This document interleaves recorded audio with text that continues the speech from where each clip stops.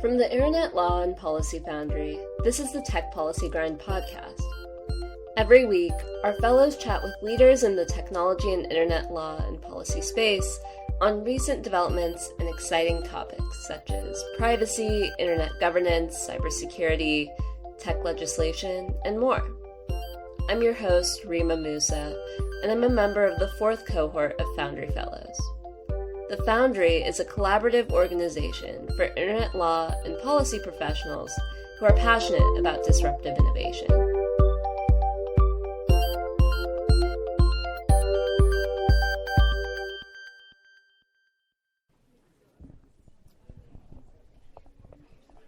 All right. Good afternoon, everyone.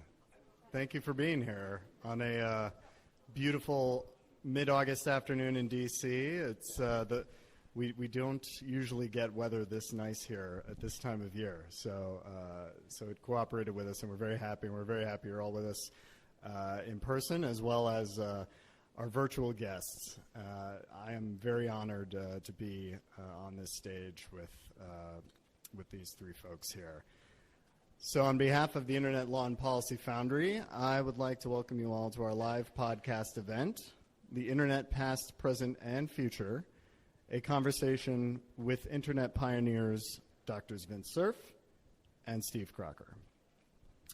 My name is Joe Catapano, and I am part of the fourth class of Foundry Fellows. In my day job, I manage stakeholder engagement for the North America region for the Internet Corporation for Assigned Names and Numbers, or ICANN. As it so happens, these two gentlemen to my left are both past chairs of that organization. The Foundry is a collaborative organization for Internet law and policy professionals who are passionate about disruptive innovation. The Foundry offers members a platform for professional development, constructive debate, and network building within a cohort of skilled attorneys and policy analysts eager to help shape the development of internet law and policy. So our two distinguished guests here today in many ways do not need an introduction, but I will attempt to do a brief one. So Vint Cerf is Vice President and Chief Internet Evangelist for Google. He contributes to global policy development and the continued spread of the internet, and he is the co-designer of the TCP/IP protocols and the architecture of the internet. Steve Crocker is president and CEO of Edgemore Research Institute, a nonprofit developing policy tools and concepts for collection and access to registration data. In the early days of network development, he organized the Network Working Group, which was the forerunner of the modern Internet Engineering Task Force, and initiated the Request for Comment series, or RFC, of notes through which protocol designs are documented and shared. My co-host today is Reema Musa, also part of the fourth class of Foundry Fellows, and I will turn it over to her to introduce herself and go over some of our guidelines for the event. Thanks, Joe, and thanks everyone for being here today. My name is Reema Musa. I am currently a law student at the University of Southern California Gould School of Law down in Los Angeles. So I'm really happy to be here in DC with you all today. I'm also a fellow, as Joe mentioned, with the Internet Law and Policy Foundry, where I am the producer of the Tech Policy Grind podcast and also the West Coast Regional Chair. So we'll start with some sort of moderated questions that Joe and I came up with, and then we'll get into the submitted audience Q&A. All righty, and I'll pass it back off to Joe to get started. Thank you very much. So, for me, part of the really interesting kind of story of this whole thing called the internet is that, not only did you both work on the project, but you've also known each other for a very long time. I mean, you've been great friends since childhood and Van Nuys High School and the whole nine yards. So before we dive into some of the more kind of, policy topics and things like that, maybe giving the audience a sense of, how did you two become friends and how did that friendship kind of evolve into the work itself? So, who wants to go first? Keep going. I met Steve around 1959 at Van Nuys High School, and the first thing that we discovered is a joint interest in mathematics. And then Steve noticed we didn't have a math club. And so, of course, that was high on his agenda. So a math club got put together, and we ended up competing in the LA area for various and sundry prizes. We also discovered an interest in computing, which way back in 1960 was sort of relatively early days. Steve got permission to use the computers at UCLA, and I tagged along. There's some stories to go along with that, but I think I'll let Steve elaborate on those and maybe a little bit about how it was that you came to Van Nuys, because you also had high school in Evanston, Illinois. Well, there's a couple of hooks to follow there. Yes, so in my case, my high school years were a bit turbulent. My parents had split up. My mother had moved out of Los Angeles back to Chicago, where she was from, and in a very unplanned and unscheduled way, I wound up essentially alternating years between Evanston Township High School and Van Nuys High School. At Evanston, I managed to get introduced to computing over at Northwestern University on an IBM 650, one of the first commercially produced computers that you have to look it up in the history books. And then I was abruptly back at Van Nuys, where I had met Vint earlier, and we continued our friendship. But before I continue with the computer part, let me talk about that math club. So when I arrived at the high school for 10th grade and discovered to my horror that there was no math club, how can there not be a math club at a high school? So we checked what the rules were, and the answer was, yeah, we could go start a math club. So 5 of us, all boys, of course, decided to start this math club.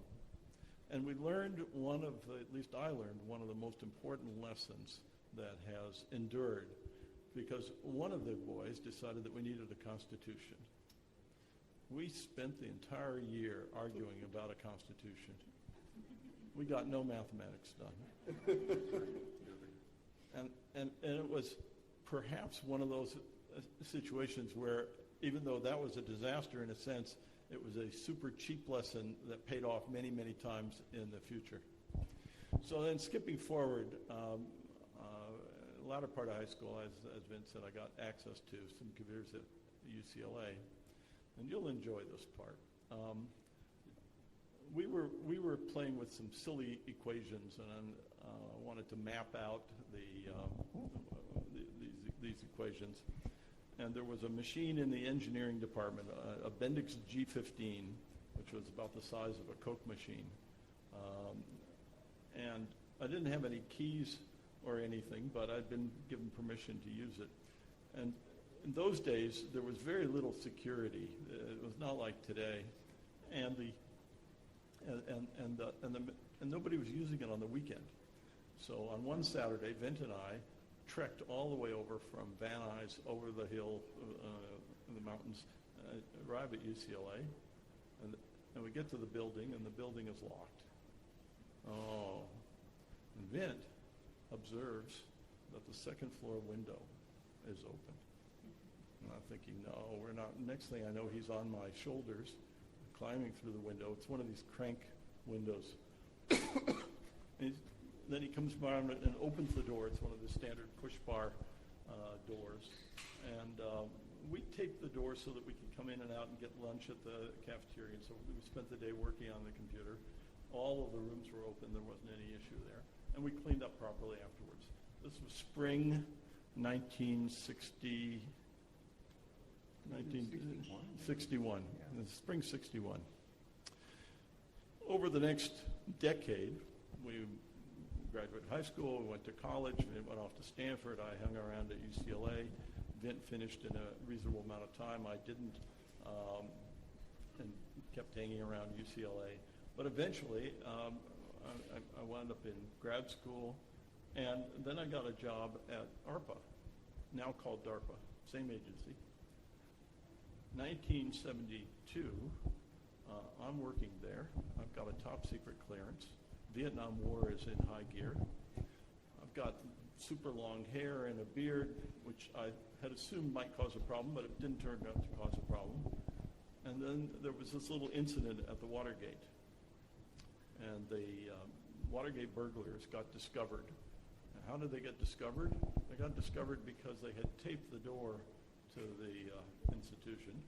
And a guard came along, a plainclothes guard, and discovered, called the cops, and the rest is history. And this shiver that went down my spine was something, but we survived all of that. Can I add a small little addition to this story? Many years later, around 1999, Bill Clinton and Hillary had these Millennium Evenings. This was Honor the Past and Imagine the Future. So Eric Lander and I are the featured speakers.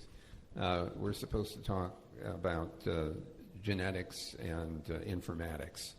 I wanted to say DNA meets DNS, but they said that was too geeky. So Hillary introduces us, and she tells this story about breaking into the second floor window. And, this is like 30 years later. And I still don't know to this day where she got that information, but you talk about little shivers running up and down your spine. Well, there was this situation where our common thesis advisor, Jerry Estrin, was retiring, and he was being honored by the department, and all of his graduate students, or as many of them could make it, came. And there was a thing Friday night, and then Saturday morning a brunch, and we said, and the engineering building, the site of the crime, was scheduled to be torn down shortly. So we said, maybe we ought to recreate this. And one of our friends, and by this time friends are full professors instead of kids, said, I'll bring cameras. So we congregated outside this building the next morning. Same window is still open. Vint is still climbing on my shoulders, not me. And so we have artworks, somewhere that somebody can. I have the video. Yeah, we have. Anyway. And so now, right? So now we kind of fast forward now, and since to present day and kind of the just expansion of the network and what we're doing with now. And now Reema, I think, will take over with a couple of questions about that. So, some decades pass, and we're in the early sort of 2000s, and the internet is scaling. Here we are now in 2022. How has the internet sort of evolved from your lens since its initial inception, and what are some of the challenges and opportunities with the internet that you sort of foresaw, and how has your lens on that evolved since then? So it's a question that comes up, as you might imagine, from time to time. What could we see to do? Did we know what we were doing, and how far could we see? And the answer is very straightforward.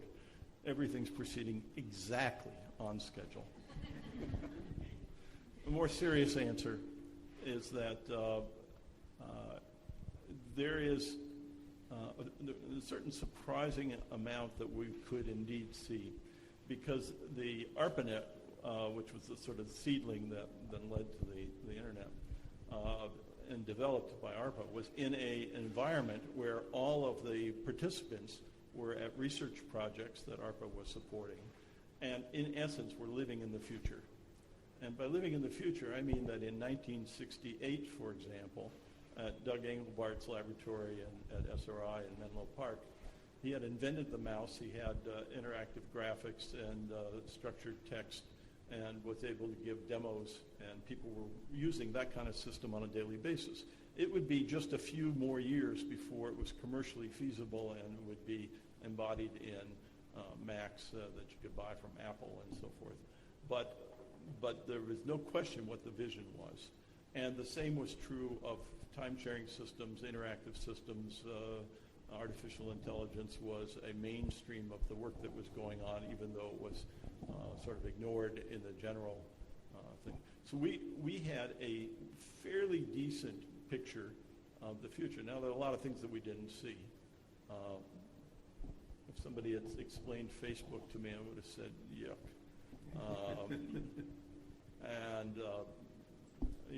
And all the social media and disinformation. We said, boy, that's why would you do that? I'll just stop there. So, several things. First of all, the way you asked that question reminds me of, please explain the universe in 25 words or less. Give 3 examples. So I'll do the best I can. First of all, the ARPANET project that Steve was so centrally involved in for the host-to-host protocols tackled some of the key hard problems. I mean, the actual packet switch network was developed by Bolt, Beranek, and Newman, but the host-to-host protocols had to deal with considerable diversity, different brands of computers, different memory sizes, and different character encodings, different operating systems. And so trying to solve the interoperability among such a diverse set of machines was one of the core problems that Steve and the Network Working Group had to tackle. When the ARPANET project, when the Internet project gets started, Bob Kahn comes to Stanford in the spring of '73 and sits down and looks at me and he says, "We have a problem." And I look at him and I say, "What do you mean we?" And he said, "Well, the ARPANETs work really well. Electronic mail got invented in 1971, networked electronic mail. And he had already started thinking about how do we use this technology in command and control. So he'd already started working on a mobile packet radio system that would eventually be installed in the San Francisco Bay Area, and a packet satellite system over the Atlantic to link the east coast of the U.S. with the west coast of Europe, emulating the situation where you have mobile vehicles with computers in them in a command and control environment, or ships at sea that need long-distance communication, ship to ship and ship to shore. So he lays out this multi-network problem, and it's the Internet problem that needs to be solved. We took everything we learned from the ARPANET project, including all the host-to-host protocols, and essentially translated that into a multi-network environment. And what was, for me, a particular high point of all of this is that I followed Steve to ARPA in 1976. In fact, that's what brought me to this town. So I've been here for 46 years now. In 1977, we had gotten enough work done on the TCP/IP protocols to test it. So we did a 3-network test with a mobile vehicle running around in the San Francisco Bay Area, radio connected, and passing the traffic all the way to Europe, back again over the packet satellite network and down to, from SRI International to USC, Information Sciences Institute. So it's only about 400 miles between San Francisco and Los Angeles, but the packets went 100,000 miles because they had gone through 2 internal geosynchronous satellite hops back and forth, and it worked. And I remember leaping around my office saying, it works, as if it couldn't possibly have worked. And if any of you realize that when software works, it's a miracle. So this was a big deal for me to be able to show that. So to come back to a core part of your question, the basic architecture is still as it was, in the sense of multiple networks, each with their own boundary, running their own internal operations, with a well-defined interface between those autonomous systems. The network still functions that way. It still uses the basic protocols that were invented way back almost 50 years ago. That's either you or me. It's you. My apologies. I turned mine off. So it amazes me when you think about it that this thing has managed to scale by 7 orders of magnitude on most dimensions: the number of hosts, the number of networks, the speeds. We were running 50 kilobits per second in the backbone on the ARPANET, 128 kilobits a second on the satellite net, and between 100 and 400 kilobits a second on the mobile radio network. Today at Google, we run an optical fiber network the minimum speed is 400 gigabits per second per optical channel, and we're shooting for 800. So it is astonishing that a system of this kind could expand to that degree. So on the purely technical side, between the Internet Engineering Task Force and the World Wide Web Consortium, the invention of the World Wide Web, the system has scaled dramatically well. The thing which hasn't scaled very well is our ability to use it in a safe and secure way. In the original formulation that Steve was describing, we were all friends, we knew each other, we were engineers, and all we cared about was getting it to work.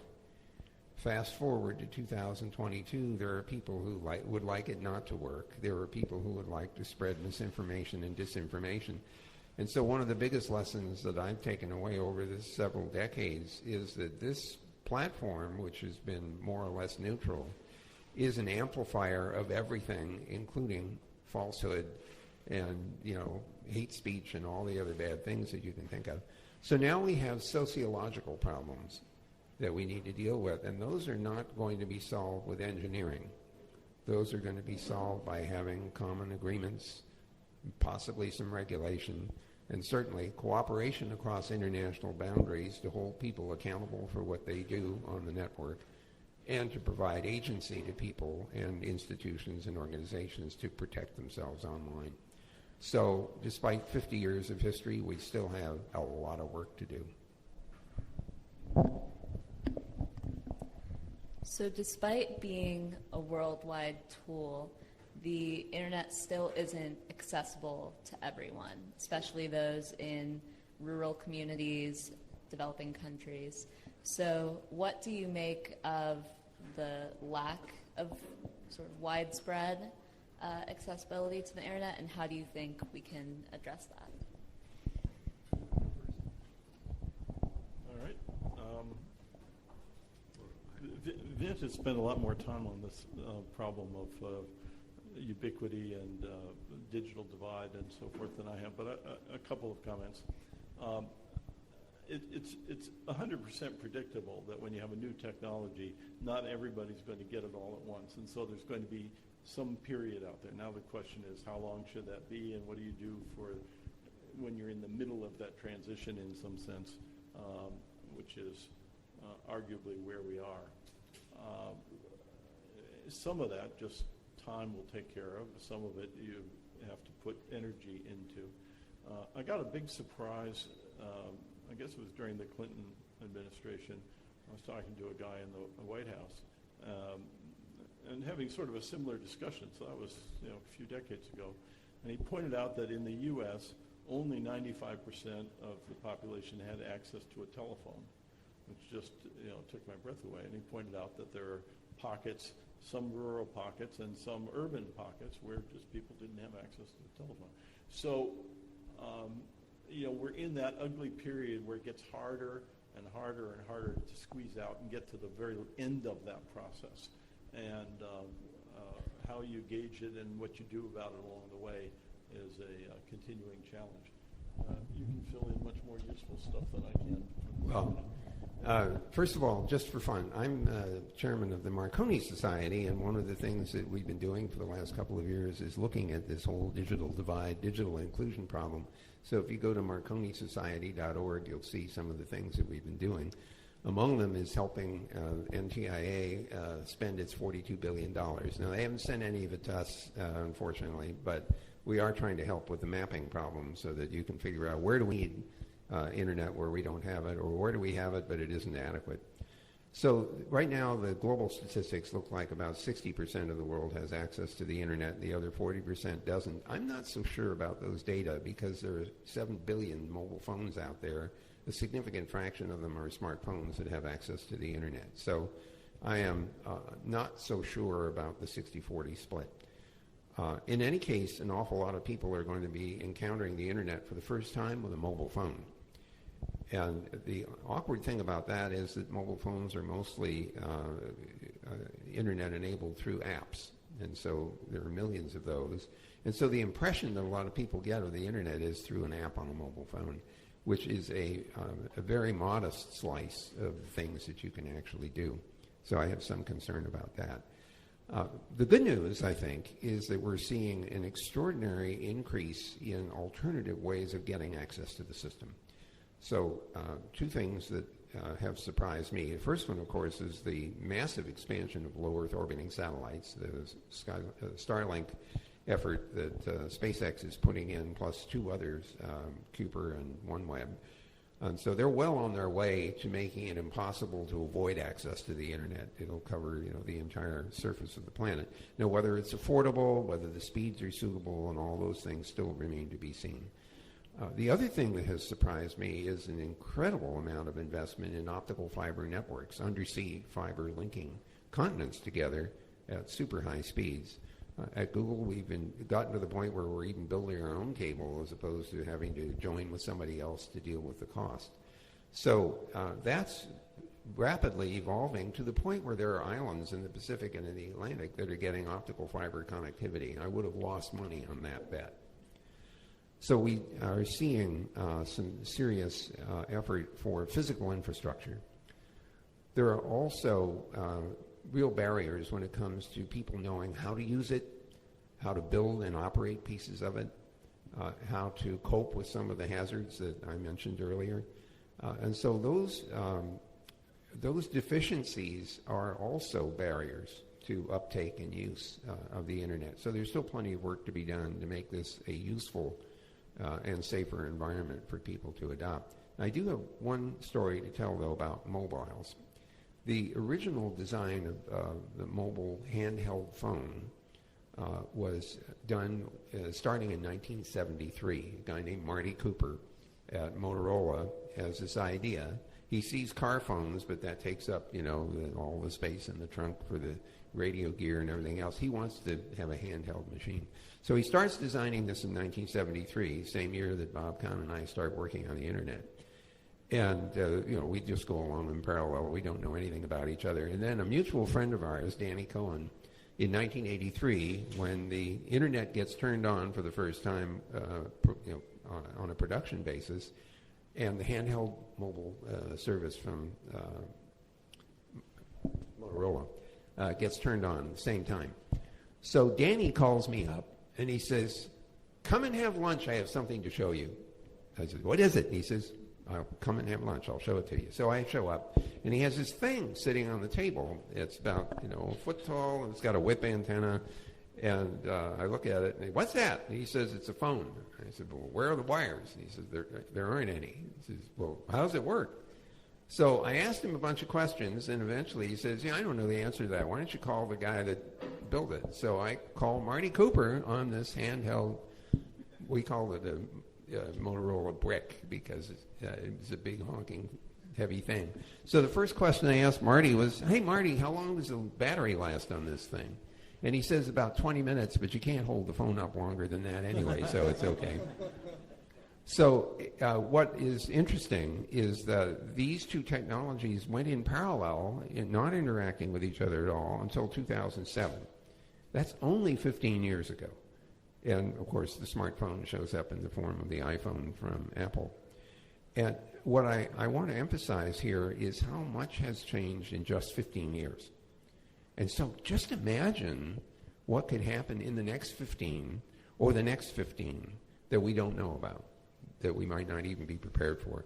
I just find that the most astonishing thing, that in this short decade and a half, we've become so dependent on those smartphones that when they don't work, there are all kinds of cascade potential failures, like I couldn't get logged in, so I couldn't see the message, so I missed the business opportunity and my company collapses. I mean, it just goes on and on. So I am worried that we are becoming over-dependent on that one piece of technology, and I would really like to see serious effort to make all the other screens and devices that are internet-enabled be backup capability and substitutes in the case that we don't get a mobile signal or the battery is dead or something else has happened. You were about to react. Yeah, I want to add a counterpoint to it. You're asking about how do you reach the rest of the population. Vint, you've just taken us through a tour de force of the 15 years of technology that's changed. In that same 15 years, there's been another change as well, which is we all got 15 years older. And it's not just that you wouldn't bring that up. and it's not just that we got older, but there's a new crop of people who didn't exist 15 years ago who are now ages 0 through 15. One of the spectacular changes is that you approach in the societies that we live in a child, and I'm not talking about a school-age child, I'm talking about a 2-year-old, and they go up to a television and they try to swipe it, and they're very confused that nothing happens.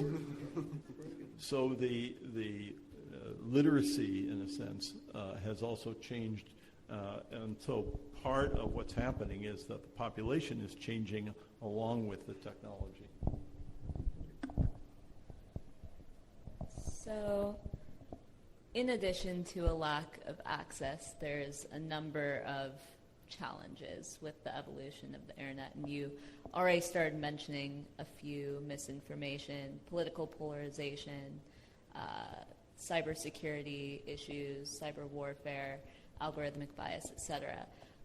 Is there one particular issue that gives you pause or concern in particular? So many to choose from. I think I'm just going to pass on this because in addition to living and having had some small part of developing the technology, I'm a citizen and I'm an inhabitant, just like everybody here, and subject to all the same forces. I'll let you try to say something more coherent than I would likely say. Look, there are a bunch of challenges, as you say. Some of them have to do with safety and security. Some of them have to do with the rapid propagation of misinformation and disinformation. I have a small theory about some of this. Warnings are probably an important survival factor, our response to warnings. If you failed to notice it's a bear over there, you probably disappeared from the gene pool. The people that stayed were the ones that said, it's a bear, run. So warnings often propagate more quickly, even if they're false, but because they fall into the warning category. So I think part of the experience we're seeing with rapid propagation of misinformation is a lot of it is a warning about the secret thing that somebody is trying to do that will be harmful to you. The only solution that I see to that is not technical. There's this wetware up here, and there's this process called critical thinking. And it's the thing that I believe we should be teaching our kids and adopting ourselves, which is to ask questions like, where did this information come from? And so provenance may turn out to be a really important property that we would like information to have, that we can have access to. The second question, of course, is, is there any corroborating evidence for assertions that are being made? Why is somebody handing me this information? Are they trying to convince me of something? So critical thinking, I think, is very important. The problem with it is it takes work. And some people may not be willing to do the work. Somebody else has already figured it out. I'll do whatever they tell me to do. That's not a good solution if you want people to be thinking more critically. So between that and the other things that I mentioned before, which is agency and accountability, which I believe we should start deliberately building into our legal and treaty structures as a respect for agency and a respect for an insistence on accountability. I spent half a day at the State Department on cybercrime and cybersecurity, which are distinct topics. And a good deal of that conversation had to do with how we find ways to cooperate with each other in order to cope with the fact that a harmful act in one jurisdiction can harm a party in another one. And one of the most interesting principles that came out of that discussion was that if something is criminal in one country, it's going to be hard to get cooperation unless it's also criminal in the other one. And so this notion of dual criminality might turn out to be a core component. There's a lot of work to be done to make this a safer and more secure system. So guess what? The job isn't over yet. I mean, this plays into this next question too, so I'm glad you brought this up. And I was thinking about it as Reema was, asking her question about challenges and things, and as us, fellows at the Foundry, is, oh, what brought you to the Foundry, or what brought you to Company X? Or, oh, we have an interest in tech policy, and it's like when you guys were developing this thing, was the tech policy like even a thing? Like, well, would that ever happen? It's just interesting how it works out. But so in recent years, there's been talk about the internet undergoing I've heard decoupling with certain countries, like you were talking about before, operating in one sphere and others operating in a completely different one. There seems to be kind of a lack of harmonization in some ways. So can you comment on whether you agree with that sentiment, and if you do, what issues do you think are coming up, and if there are not necessarily solutions, but pathways to solutions? Shall I try? First thing I would observe is that countries have the ability to turn the internet off, and some of them do. In the course of elections, sometimes they just shut off the underlying communications capability, and without that, you can't carry the packets. So that happened during the Arab Spring in Egypt, for example, and you see this in other parts of the world as well.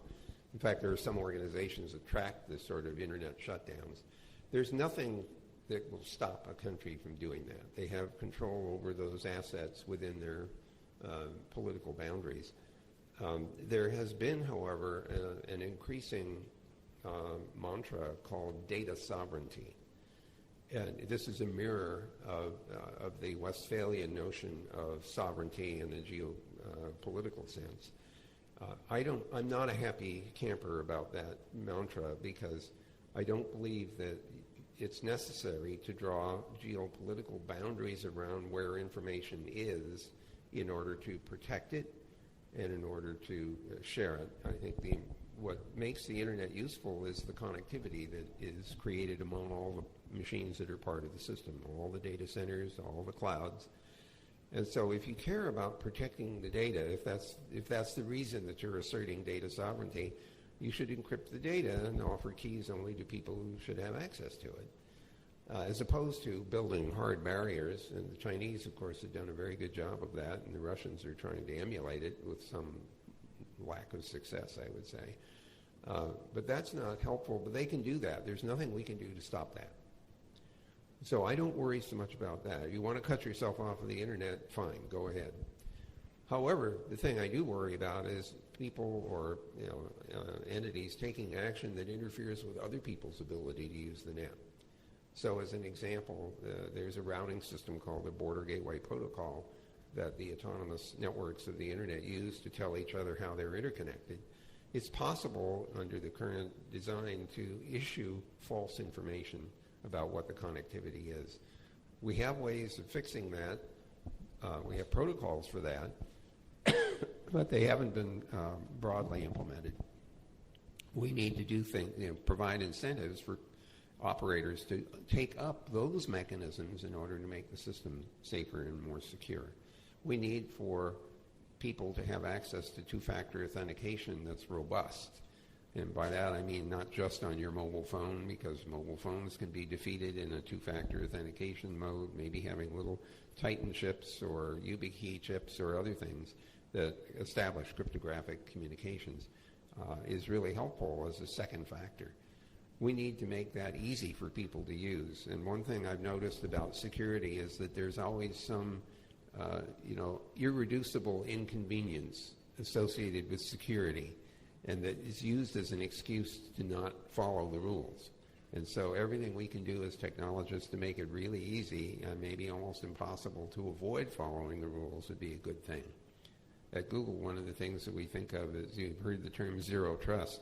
We assume all networks are compromised, including our own. And so we build in mechanisms that above the layer of the network in order to establish bona fides. But there's still plenty of work to be done in that space in order to create an environment that's much safer than it is today. Steve? Thank you. I want to pick up on 2 points that you touched on. One is you talked about a country could isolate itself, could take itself off the internet. There's the complementary aspect, which you mentioned, which is pressure applied sometimes to take a different country off the net. And one of the more visible recent experiences was Ukraine sent a formal note to ICANN, which we've both been involved in, asking to take Russia off the internet, in effect, to remove it from the domain name system.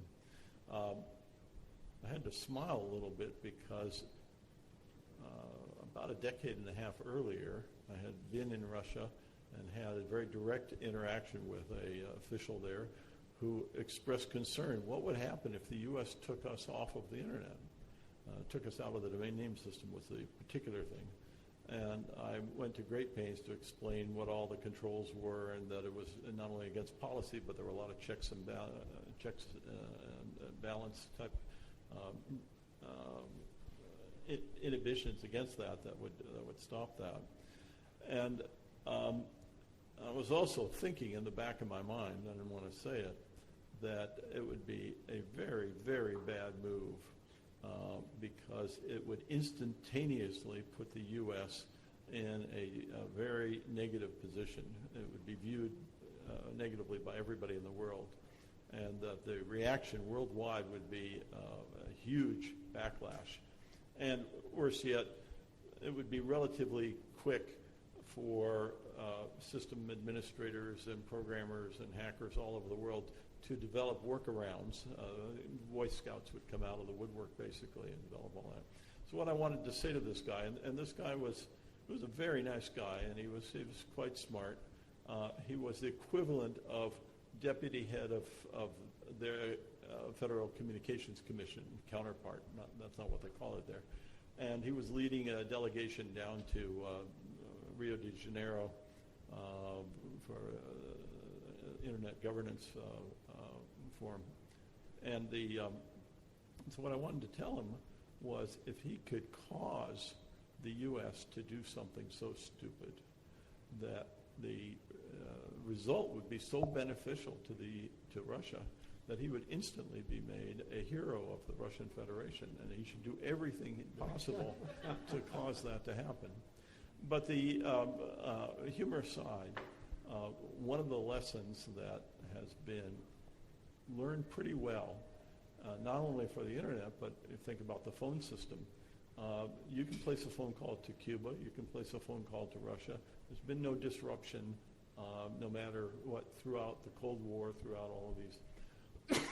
So the accumulated wisdom is that there are things that you can use when you're in a confrontational situation, and other things that you'd best leave alone because the results would be far worse, and we're all better off leaving things in place. So that's related to this issue of cutting people off. And then you mentioned Westphalian issues. So that's 1642, I guess, the 48, excuse me, decision that countries had a certain degree of sovereignty and they shouldn't interfere with each other. The internet is not the only thing that brings that model into a challenged position that provides stress. You have other commonalities. We all share the same air, we share the same oceans, and so forth. So the models that have served very well from a certain point of view historically over the last several hundred years are showing some signs of stress. And it's not clear how to evolve, but it is clear that there's going to have to be some degree of evolution. And the choices are either going to be incremental and relatively smooth, or not incremental and not so smooth. We'll just have to see how it plays out. And the internet is a piece of, but not the sole participant in that evolution that is making the world smaller and flatter, if you will. And then, of course, we have a few issues with just respect to our planet versus our people. Different topic. So I have one more, and then I think we've got some from the other fellows. So playing off that, another thing that I've heard discussed is the idea that we have moved from a values-driven internet to an interest-driven one. As two gentlemen who were there at the beginning, do you agree with that sentiment, and do you think those things are mutually exclusive? Yes, of course. So another thing that I've heard discussed is the idea that we've moved from a values-driven internet to an interest-driven one. Do you agree with that sentiment, and or do you think these things are mutually exclusive? Well, I don't. To be really honest with you, I think interests have always driven an awful lot of everything people do. Of course, there are a wide range of different kinds of interests. Some of those are driven by values. So I think it may be a false dichotomy to ask the question quite that way. If you want an interpretation of the values side of things, I think that there was a certain idealism associated with the early days of the internet. Getting computers to interconnect with each other, making things happen 3,000 miles away was nothing short of miraculous and fun. And we were all, looking at this as, this is amazing. Can we actually get this to work? And now that it's working, what can we do with it? I think what happens is that as it becomes commercialized, which begins in the 1980s, we see Cisco systems in 1984, Juniper comes later, Proteon, start to monetize the equipment and software associated with internet, and then the World Wide Web shows up first in its very open variety in 1991, 93. The Mosaic browser comes out of NCSA.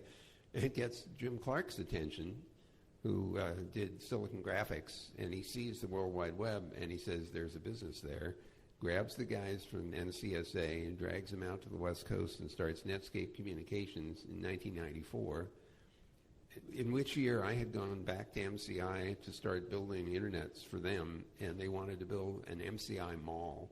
So I bought $7 million worth of licenses from Netscape Communications to build this mall. I should have bought $7 million worth of stock, but it didn't. That was the company's money. It wasn't mine.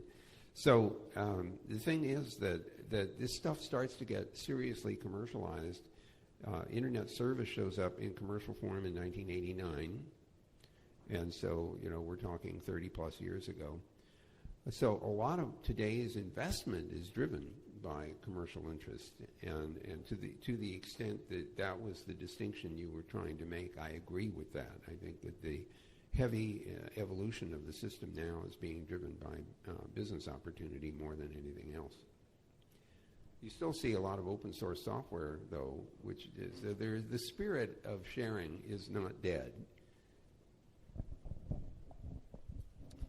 Yeah, that I think is a crucial point, that it's easy to take phrases like interests versus values, set up a dichotomy, and then try to have that argument. These things basically coexist in ever-changing mixtures, and if one insists on seeing it only one way, then you're off by quite a bit in terms of having a useful model. So it's more a question of degree, and the degrees are shifting.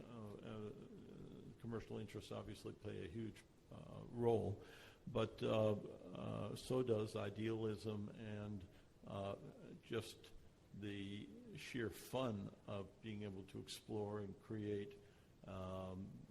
And so, I think one has to look at these things in a more delicate and nuanced way than just a simple dichotomy and particularly trying to choose one side or the other. Thanks. So to finish with our moderated questions, and then we'll get into one or two audience questions before our time is up. What opportunities on the horizon keep you excited about the future of the internet, and what sort of advice in that vein do you have for future generations interacting with this technology?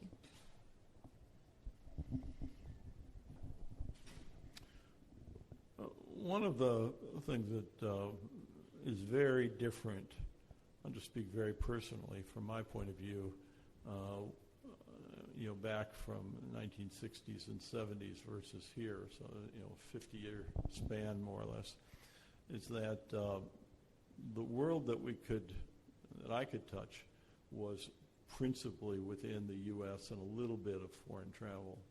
Nowadays, you live in a completely connected to the rest of the world without any trouble at all, subject to the digital divide issue, but just in terms of geography, and with the geography comes cultures and language and a tremendous amount of access to history and to other effects. And so I watch my children and I watch their children, and the diversity in every dimension, not only just diversity of races and religions and so forth, but every sort of thing that they're exposed to and that they take as a given and that they enjoy and that they make use of is really quite phenomenal, and that's quite enlivening. That's a very big positive thing. So I started taking some notes. The first observation I'd make is that essentially everything that you see in the internet is the result of software. I mean, that's what animates the whole thing. So if you're looking at opportunities, software is still a huge opportunity if you can figure out how to program something. And we're certainly starting to see tools that allow people to effectively program without programming.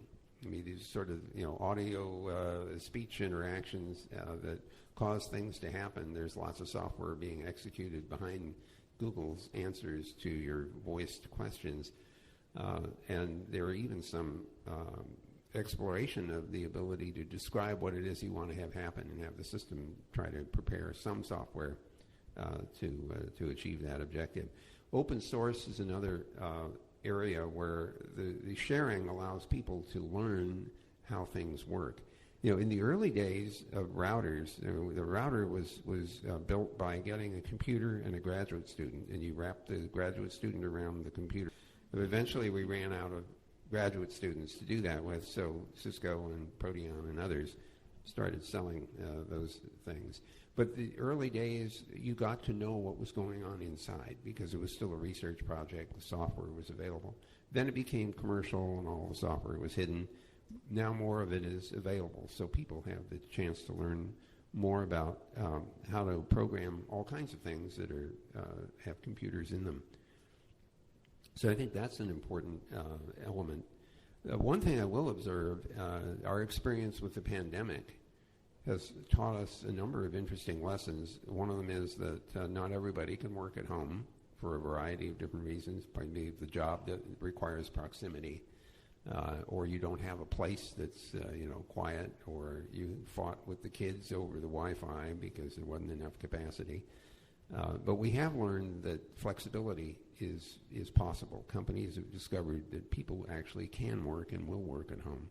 So that's an important lesson. The other thing, a very important lesson, is that the supply chains are fragile, and we discovered very quickly how broken they could be. We also discovered that the internet, as good as it is about erasing distance, doesn't do anything about time zones. And so when you're trying to do things online with a whole bunch of people, and some of them are up at 6 a.m., and others at 3 a.m., and somebody else at 10 p.m., and we haven't figured out how to deal with that problem yet. We're working on it. So my general sense is that there is infinite opportunity lying ahead.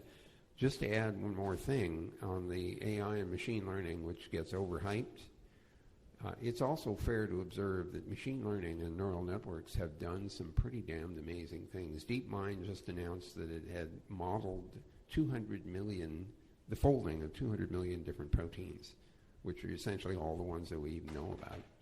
So that, I guess, is going to turn into opportunity to understand, medical opportunities, or understand all kinds of other complex biochemical opportunities, interactions, and the like. So there are lots of things where machine learning has actually done something good. Speech understanding, speech recognition, speech generation, interactive systems are all feasible because of those technologies. But at the same time, we need to remember that they are potentially very brittle, depending on what their training is and on what problem or situation the machine learning network has been exposed to. It could make very bad decisions. And we aren't too good yet at noting ahead of time what kinds of mistakes those systems are going to make. So I keep wondering about self-driving cars. We have a big investment in that in the Waymo part of the Alphabet company. And I keep trying to figure out, how do I know that the car knows that I'm there? I mean, I can catch somebody's eye if there's a person behind the wheel, and that sort of gives me some sense that at least they know I'm there. But I don't know how to do that with a car that doesn't have a driver. And so that's an example of one of the conundrums that this sort of thing presents. All right, so we have just a couple of minutes left, and so I think we can get into maybe one or two of the questions that was submitted. So one question we have is that many of the Foundry Fellows are looking at the emergence of decentralized protocols, blockchains, smart contracts, etc., the building blocks of the decentralized web, as an exciting place for innovation. As some of the creators of the original version of the internet, do you see any promising developments in the decentralized web? Well, look, first of all, the internet was designed to be decentralized, and it still is. I mean, it's just the fact that you see concentrations of implementation of the networks doesn't mean that that it is centralized. It just means that some of it's concentrated. So that's the first point. The second point is that we've actually discovered that some centralization is very useful. An example of this is the open flow networking, software-defined networking system, which has a central component to it. It does computations very efficiently, and it uses the resources better than some of the decentralized algorithms do.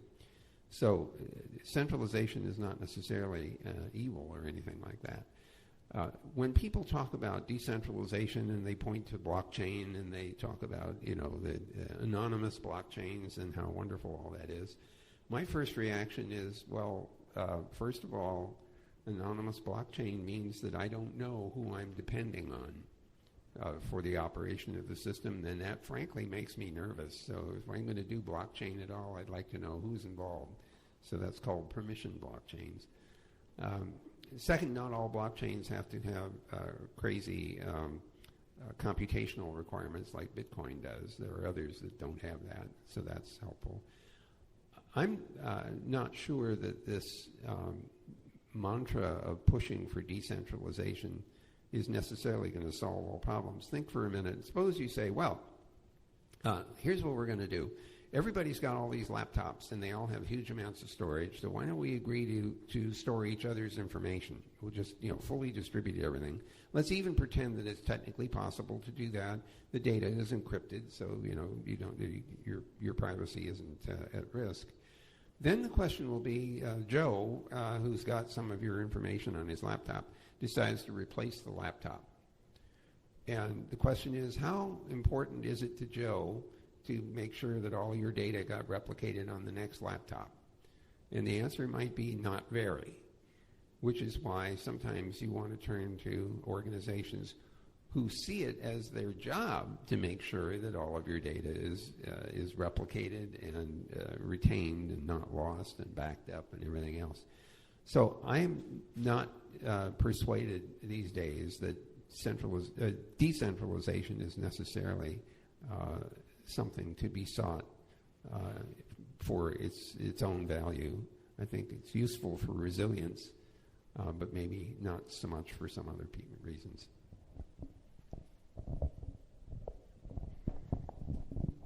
Yeah, so the first thought about blockchain is a very clever technology, but it's been hyped way beyond appropriate level, in my view. Almost to the point of a joke. Blockchain's the answer, what's your problem? Kind of thing.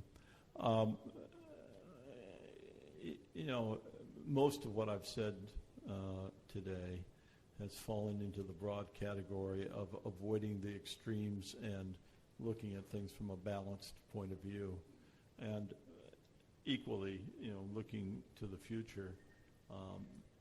The problems and the opportunities are all going to fall into the middle ground of how do you look more deeply into the way things are working, where are the opportunities to improve things.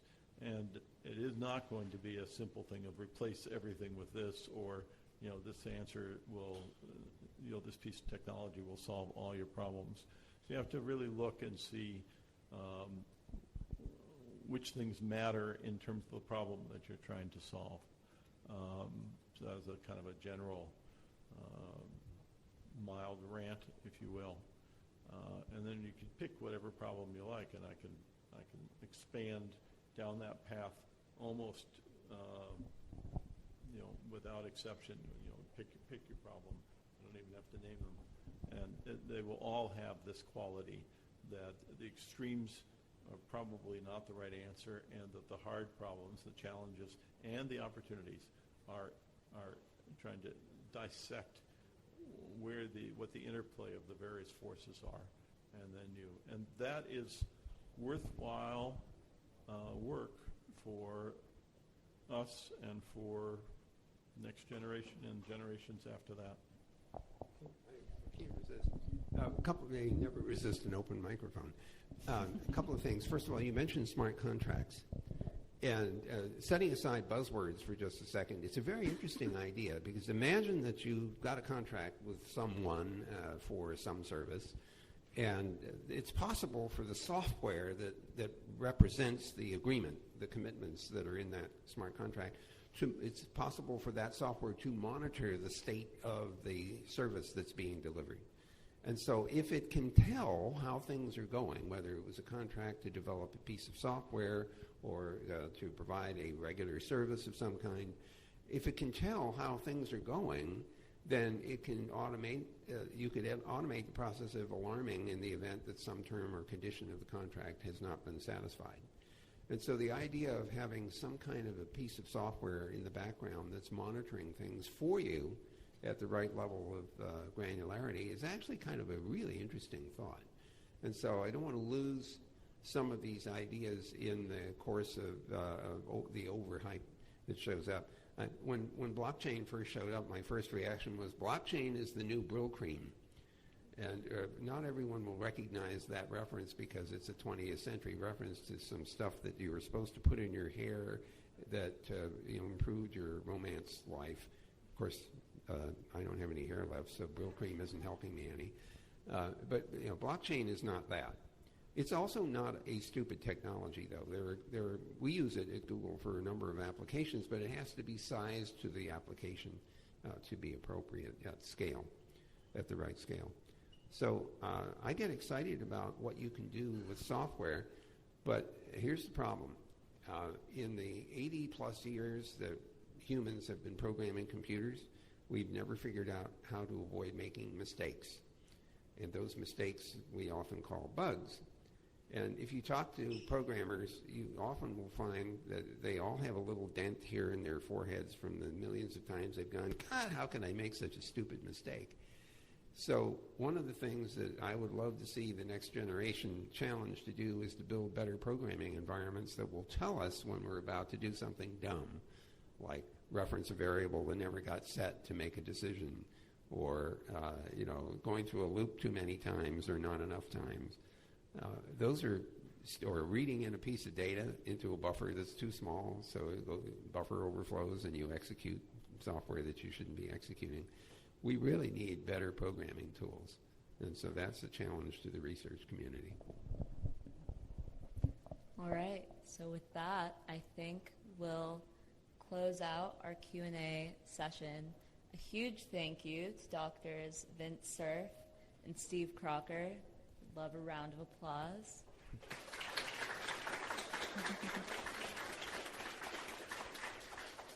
And to anyone on our live stream or listening to this podcast later, Thanks for tuning in to the Tech Policy Grind.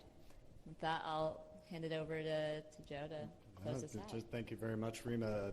Sincere thanks to both you, Dr. Cerf, Dr. Crocker, for being with us. This has really been a pleasure. Just a few more thank yous. Thank you to Reema for making all this happen. Thank you to Tim Lorden and the Internet Education Foundation, because this whole thing wouldn't have happened without them either. As well as all my colleagues at the fourth class Foundry Fellows for their support. I just want to thank you again for joining, and we hope to see you again soon. Thanks for listening to this episode of the Tech Policy Grind podcast. Be sure to check out the Foundry on LinkedIn and Twitter. And if you enjoyed this episode, leave us a review and give us a 5-star rating. It really helps out the show. If you're interested in supporting the show, reach out to us at foundrypodcasts@ilpfoundry.us. You can find our email in the show notes as well. You can see the full show notes and download the episode transcript for every episode on our website, ilpfoundry.us/podcast. The Tech Policy Grind podcast comes out every Thursday. See you next time. The Tech Policy Grind podcast was created by the fellows at the Internet Law and Policy Foundry. It's produced and edited by me, Reema Musa, with support from the incredible Foundry Fellows.